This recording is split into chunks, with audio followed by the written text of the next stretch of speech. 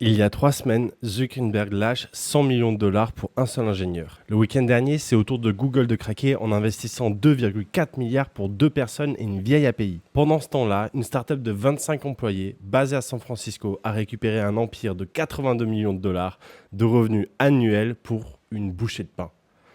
Ceci n'est pas une histoire classique d'un David contre Goliath, mais une ode à la cupidité et l'irrationalité. Voici l'histoire de Windsurf et comment en 72 heures ont changé le visage de l'IA pour toujours. Acte 1, la folie générale. La guerre des talents a déraillé. La guerre pour les talents en IA n'est plus une compétition, c'est devenu de la pure folie. Mark Zuckerberg balance des packages à 100 millions de dollars pour recruter un seul ingénieur. Amazon, Microsoft, OpenAI, tout le monde surenchérit. Mais pourquoi cette hystérie ? Parce qu'on assiste à la révolution des outils de développement assistés par IA.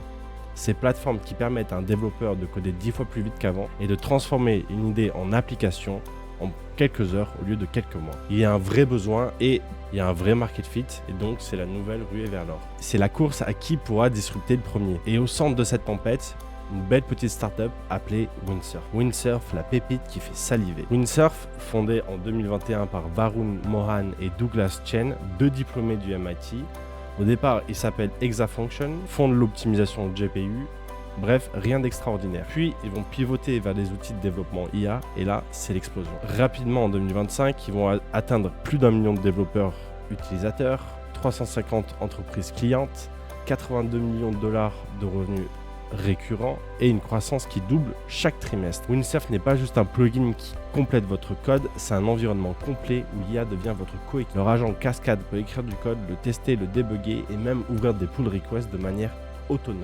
Imaginez avoir un ingénieur junior virtuel qui travaille 24 heures sur 24 sans se plaindre. Naturellement, ça attire les convoitises. Acte 2, le fiasco enchaîne. OpenAI se plante tout seul. On est en mars 2025. Sam Altman, qu'on ne présente plus, essaye de racheter Cursor, le principal concurrent de Windsurf, pour 3 milliards. Ces derniers refusent par souci d'indépendance, mais lèvent malgré tout une série C de 900 millions, portant leur valorisation à 9,9 milliards de dollars. Sam semble ne pas désespérer et valoriser les idées boostées à l'IA, puisqu'il repropose quasi la même offre quelques semaines plus tard à Windsurf. Ils iront même jusqu'à signer une lettre d'intention pour 3 milliards de dollars. 3 milliards de dollars, qui va s'accompagner d'une période d'exclusivité.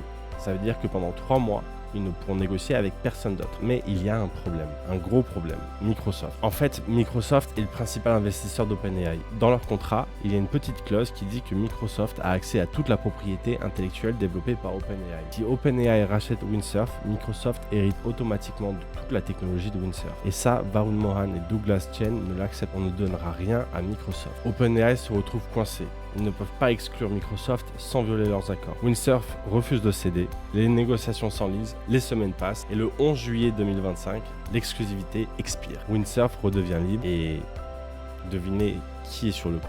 Google fonce dans le mur. Vendredi 11 juillet 17h, l'exclusivité d'OpenAI a expiré quelques heures plus tôt.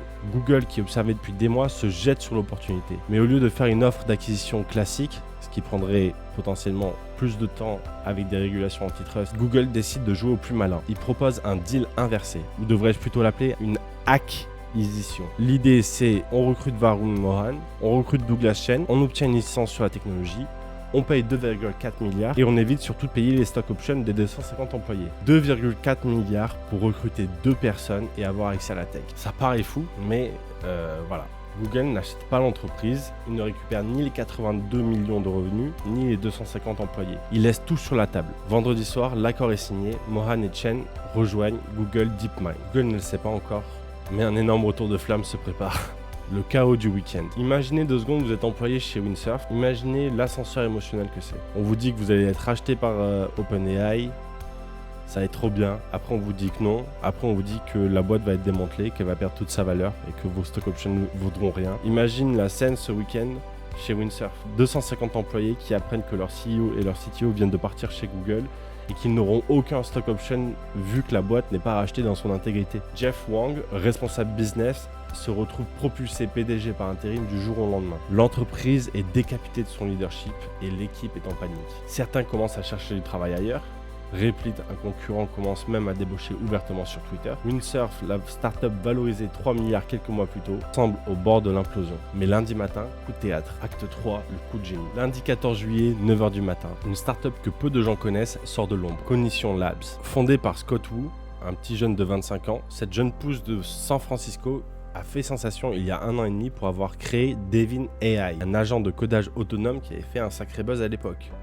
Et ils viennent de signer l'acquisition de tout ce que Google a laissé derrière. Les 250 employés de Windsurf, les 82 millions de revenus annuels, les 350 clients enterprise, toute la propriété intellectuelle, le produit complet. Tout ce que Google n'a pas voulu, Cognition le récupère. Russell Kaplan, cofondateur de Cognition, tweet « Week-end insensé, du premier coup de fil après 17h vendredi à la signature du deal ce lundi matin. 72 heures. Il leur a fallu 72 heures pour boucler l'affaire du siècle.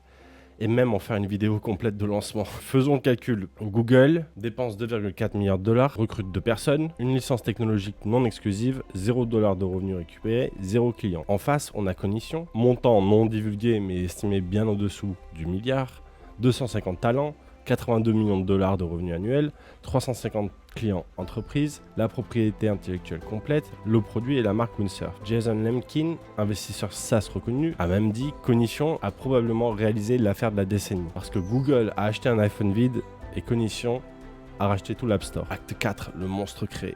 L'ironie parfaite. Mais voici le plus beau dans toute cette histoire. C'est que Cognition n'est pas un acheteur opportuniste.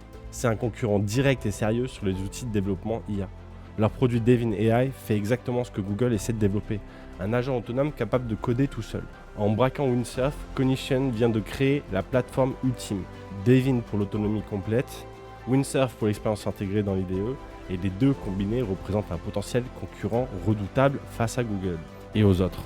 Scott Wu l'annonce d'ailleurs clairement, bientôt vous pourrez planifier des tâches dans un IDE boosté par Devin, déléguer des morceaux de travail à plusieurs Devin en parallèle, puis assembler le tout. Google vient de financer la création de son propre concurrent le plus dangereux. 2,4 milliards pour que Cognition devienne une menace existentielle qui devront peut-être racheter plus tard pour 2 fois plus. Les leçons de ce désastre. Cette histoire nous enseigne 3 choses. 1. La cupidité rend aveugle. Google était tellement obsédé par recruter les stars qu'ils ont oublié que la vraie valeur était dans l'entreprise complète. 2. La vitesse bat la taille. Cognition, avec son acquisition en 72 heures, a réussi à exécuter ce que les géants n'arrivent pas à faire en des mois. 3. L'arrogance coûte cher.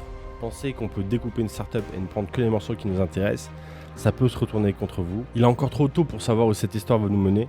Mais ce qui est sûr, c'est que les milliards coulent à flot pour essayer de commoditer le développement informatique. Si t'es développeur, n'attends pas de devenir obsolète pour essayer de te réinventer. Utilise le fait que t'aies des super pouvoirs pour te créer le job de tes rêves et t'émanciper du système. Si tu sais pas comment, je te partage mon playbook ici à l'écran. Si cette histoire vous a plu, abonnez-vous et dites-moi ce que vous en pensez et on se retrouve dans la prochaine vidéo.